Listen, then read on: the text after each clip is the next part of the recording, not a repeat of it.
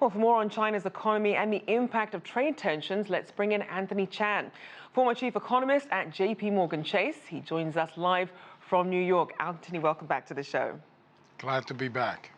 So let's start with an overview for this first half of the year. What's been going well in China's economy so far? I think what's going well is that policymakers seem to get it as to what they have to do to keep the economy somewhat stable. We know that their growth range is between 6 and 6.5, which means they're not going to let it grow lower than 6%, and they would like it as close as possible to 6.5%. The expectation is that if they get a trade deal, we sort of get the economies back again. But the big question is it a win-win? And the answer is absolutely. So the question is, who wins more?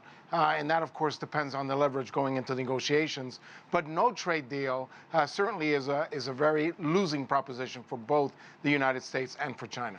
And even for both economies, the trade war has really been front and center in all this. But as we look at the other aspects in China's economy, how are they responding not just to this pressure, but also other headwinds in the economy this year? Well, I think you're starting to see it in sentiment. It's certainly impacting investment, certainly impacting consumer confidence. We see that in the import numbers, which is a fairly good proxy for demand in China. And all those things are getting a little bit softer. You're even starting to see it even in investment in real estate as people are becoming a little bit more cautious in China. So here in the United States, clearly business spending has collapsed. And by the way, around the world, globally, we're starting to see business investment also slowing down. So it's not only impacting the U.S. and China, but it really is impacting the rest of the world too. And that's one of the reasons why we need some sort of a trade truce between China and the U.S., not just for those two countries, but for the entire world.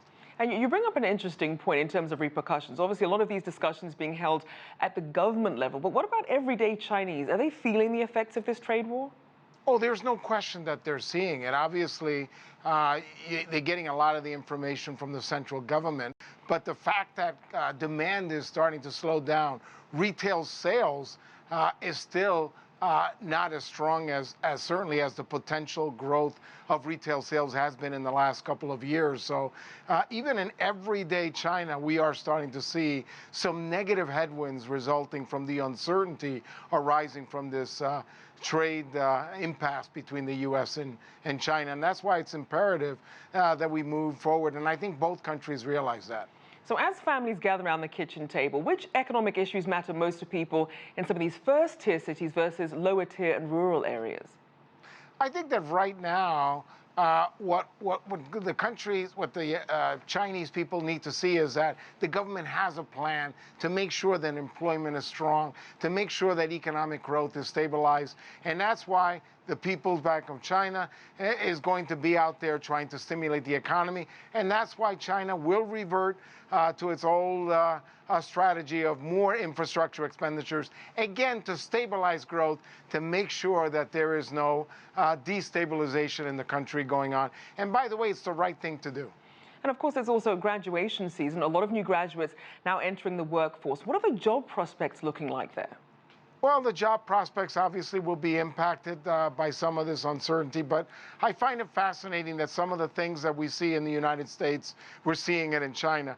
A lot of the graduates here in the United States are interested in getting a job that basically gives them some fulfillment, some quality of life. And we're starting to see that in China as many of the graduates are looking for jobs that give them a little bit of control over their career rather than just the traditional sort of cookie cutter type of career. They're looking for some real sense of purpose in their career choices.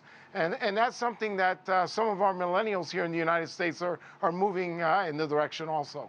And as we look at China's socioeconomic goals, we know that they're continuing to push to reduce poverty, grow the middle class, boost domestic consumption. What sort of progress is being made on those fronts?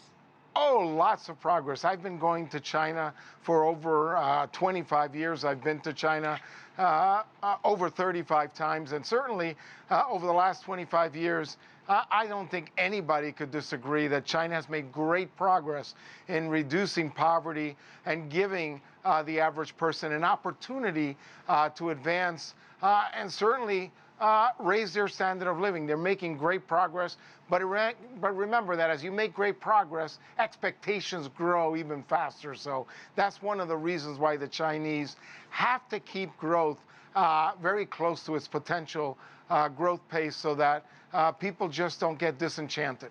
And just very quickly, if you had to sum up one thing that you think we should be really keeping an eye on in the second half of the year of China's economy, what would that be?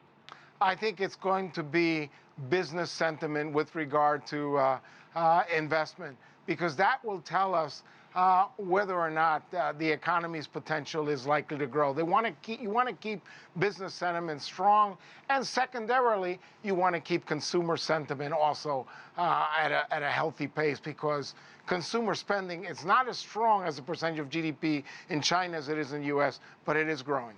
All right, thank you so much, Anthony Chan there, former chief economist at JPMorgan Chase.